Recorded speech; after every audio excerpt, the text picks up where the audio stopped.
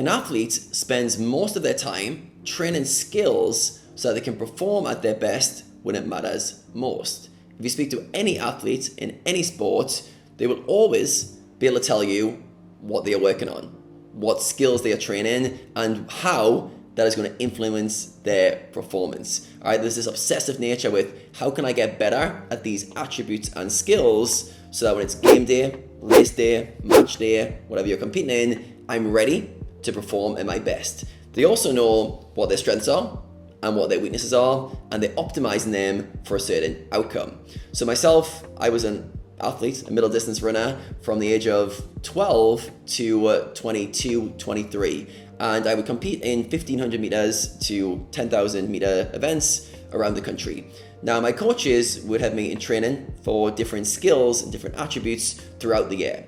So for example, in the winter months, we were doing lots of high mileage. So I was running 40 to 60 miles a week, which was building a strong endurance, the skill of endurance or the attributes of endurance. I'd also be doing a lot of interval work, which would often be doing like mile repeats. So you run for a mile at a high intensity, you recover for a period of time, then you run at a high intensity again. It's this kind of high aerobic capacity, and you're working on your VO2 max and aerobic capacity. So when you run an event like at 1500 meters or even at 5000 meters, you're able to run those higher intensities without being too burnt out, so to speak. We'd also, in the summer months, we do a lot shorter work. So come say April time, we transition from the roads to the track.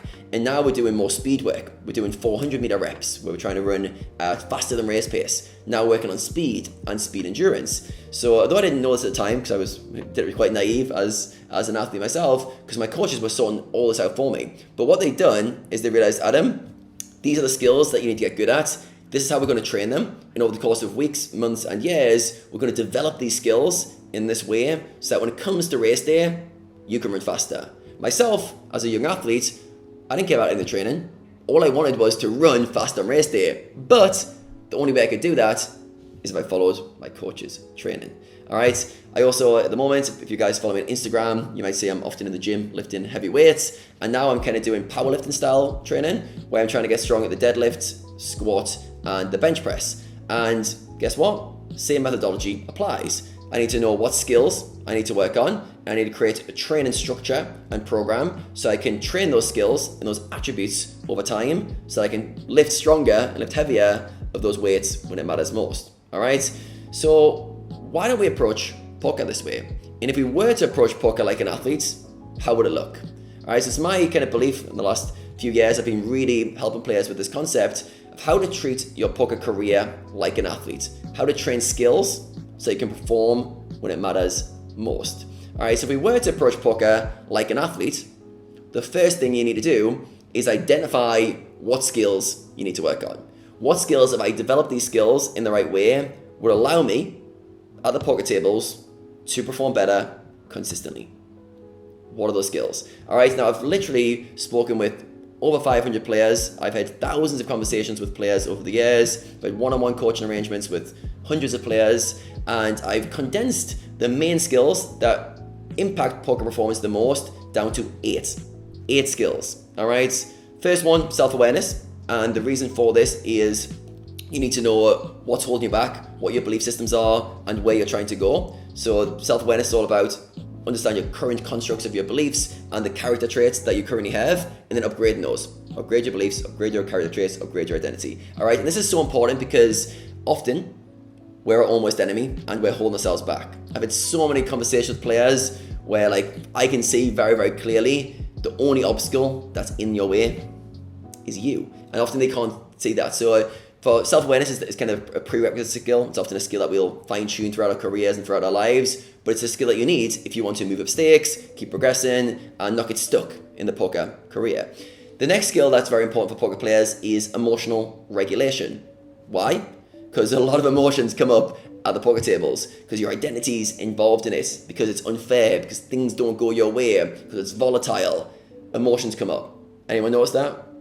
Just me? Anyone notice emotions come up? A lot, right? So you need to be able to regulate your response. You need to calibrate your emotional response to the poker environment. If you have a bad poker session and you're ruminating over that, thinking about it in your head for 2 days, and you can't grind the following day, your emotional response is out of calibration with the event. It was a bad session. You need to be able to put that into context. So you need to train the skill of regulating your emotional responses to the environment. All right, there's a whole process for that. And today I'm just going to go through the skills and how they would look. The third skill that is very important for poker players is focus. You need to be able to lock in your focus for long periods of time and hold it there. What you'll find is the mind gets distracted, and you need to spot when you're being distracted and bring it back. All right.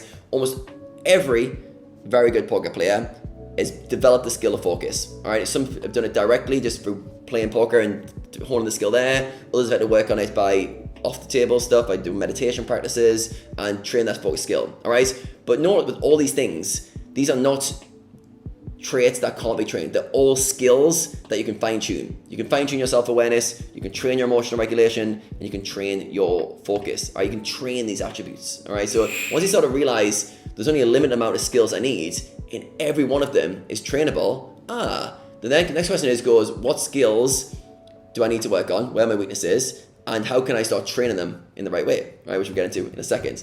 All right, the fourth skill is resilience. And this is the ability to deal with adversity and to return back to your emotional and physical baseline as quickly as possible. Why do poker players need resilience? Why do poker players need resilience? Guess what? Because it's tough. And you're going to face a lot of adversity, and you're going to go on long patches of things not going your way. This could be days, weeks, months of bad results. And if you don't have resilience, very quickly, those bad results will build up, and you won't be able to show up in the right way. So we need to build resilience and the ability to handle adversity. All right, so you have the ability to keep coming back to the poker tables, coming back to your study sessions, and not getting overwhelmed. All right, again, it's a skill. We can build resiliency into our operating system. The fifth skill is perspective, and we need perspective to be able to zoom out from our situation and realize and put everything into context. Very often we're too zoomed in. We look at results, and a day's results, a week's results feels very volatile, and it makes us feel emotional responses. But if we can learn to realize, it's just a day's of events, it's just poker, it's just variance. If we can learn to train our skill of perspective, which often means zooming out and seeing a wider lens or seeing a larger vantage point, we can deal with almost any adversity. It's amazing how effective perspective skills are. A lot of poker players who I work with, and I always try to find out what are the kind of main things they're struggling with. And the players who have the least mindset problems are either very resilient or they have very good perspective skills. And perspective is often very, very hidden because it's the way you frame stuff, it's the way you look at situations. And some players you'll be like, he just doesn't get annoyed, he doesn't get tilted, he doesn't get frustrated. Almost always behind the scene, they've developed this very good perspective skill. This way of seeing a bigger picture and zooming out from their situation. All right, the sixth skill that poker players need to perform at a high level is presence. They need to be there, in the zone. I split this into two mindsets you can be in. One is the trainer mindset. It's very effortful, very forceful, it's logical, it's thinking, it's very calculating. And then we've got the performance mindset. And the performance mindset is very free, it's curious, it's effortless, it's inspired, it's doing all this, it wants to be there, and it's just basically freer, empty, and it's allowing you to be more intuitive, in tune. And you'll find when you play your best poker, you're almost always going from the trainer mindset to the performance mindset. You almost always spend at least a portion of your session in this more fluid, creative, curious zone. All right, the next skill you need, number 7, is stress mastery. All right, so the same with emotional regulation. We need to realize that the body, our physical body, is responding to the threats that poker is throwing our way, and we need to be able to ride the waves. We need to be able to play good poker when we've got adrenaline, cortisol flooding through our bodies, and there's a stress response because we feel in danger because our opponent has just check raised, jammed the river in our face, and we're feeling like we want to kill somebody, I want to fight back. All right, so we need to understand how to live in our bodies and to master the stress response, so that when in a stressful environment like poker, we can play our best under a high range of circumstances. And the final skill we need is energy optimization. We need to learn to fuel our body, to move our body, and to recover so that we can have the energy to go after our goals. I look at energy as being like kind of the currency of our lives, and if we've got high energy, guess what? Life's easy. If you wake up in the morning full of energy, I'm pretty confident you're going to do some productive stuff. You might get distracted occasionally, but you're probably going to do a workout, you get your grinding in, you do most of your studying. But when you haven't got energy, life's hard. You've got to whip yourself, work on discipline and willpower. When in reality, we can optimize that, right? We can create a system where we've got enough energy or a high amount of energy to pursue our goals at a high level on a daily basis. All right, so the first thing an athlete does is identify skills. So if you want to approach poker like an athlete, these are the 8 skills that will most correlate with your poker performance. Yes, you still need to study. Yes, you still need to grind, but they're going to be separate variables that I assume you guys watching this video are already working on. But these other 8 skills are the missing pieces that players need to perform at a high level. Okay, so you've got these 8 skills. Now what do you do? Now you need to start training these skills. You need to start training these skills in the right way. Now, if you're training a skill, first of all, you need to realize, what is my current level for this skill? Am I good at it? Am I average? Am I really good? All right, we need to understand where we're at, because a lot of players try to train skills, but they jump into too high of a level. All right, so for example, if you're very bad at focus, you get distracted very easily, and I give you a expert focus kind of program on how to train at a really high level, you will fail at that because it's not meeting you where you're at. All right, you've always got to do training relative to your current skill level. All right, so this is a missing piece which I see over and over in terms of what players are working on. They're trying to train skills, but not relative to their current level. All right, so we need to know what our current level is and to train a skill with a program that's tailor-made for our current level. To do that, you need to assess your skill and you need to have different scaling of programs, all right, which I'll talk about in a second. And then finally, once you've started training those skills, what really matters, can I perform using those skills in real time? Can I use those skills at the table to perform at my best? And then every session you play, every day you're grinding becomes an opportunity to use your skills, to perform with those skills in mind. All right, and then life's just a simple game of, can I level my skills up high enough so that I can perform at the level that I want to play the stakes I want to be the best performer that I want to. Then after that, there's an element of reflecting, seeing which skills you want to work on further, recovering after your high intensity. But it's a simple game. Train skills, perform, recover. If you can just build that into the way you operate on a daily basis, guess what?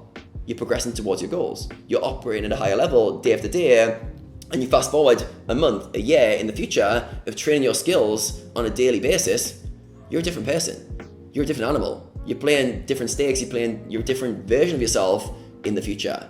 So this is how it would look to approach poker like an athlete. You would identify the skills you want to work on. You would train those skills over a period of time, and then you would perform using those skills. Then you would repeat that loop over and over. Athletes are always training. You never speak to an athlete unless he's injured or in the off season, and you go, hey, what are you doing now? He never says, oh, I'm good enough, I'm fast enough, I've got all the attributes I need, I'm just cruising right now, I'm just gonna keep killing it in my races or my performances. No, he's in the gym training. No, he's at the track training. He's on the field working on drills. He's training. Why? Because performance never stops. You're always optimizing and training skills for elite performance. All right, so if you're interested in approaching poker like an athlete, if this resonates with you, these concepts, this idea, this philosophy of how to optimize skills in order to perform at your best, then I've got an exciting opportunity to announce. I'm going to be taking on a new group of poker athletes where I'll be coaching you through the 8 skills, which I've just talked about today, which are needed for elite poker performance. It's an 8-week program at first, and then it goes a year-long program in terms of every week I'll be holding you accountable and keeping live coaching. But basically every week we work on one skill together as a group. At the start of that week, you will take an assessment to know what your skill is. I will coach you on how to understand that skill, everything you need to know to work on it. We will then train that skill together over the course of the program, and then you will reassess your skill at the end to know what to work on. By the time you've gone for the program, you'll have an amazing overview of what the 8 skills are. You will be training each of those skills to get to a higher level, and you would have leveled each of those skills up from the level you were starting at to a higher level, right? There's a beginner, intermediate, and elite level for each of the skills. If you're interested in that and find out more, click on the link in the description. There's an application form for you to fill in. I'll be taking on 10 students. We'll be starting at the start of January, so it's a limited time spot. Yeah, if you're interested, do make an application. All right, guys, that's all for today's video. Hopefully you enjoyed this. If you did, smash the like button before you go. There's gonna be plenty more coming from me very soon.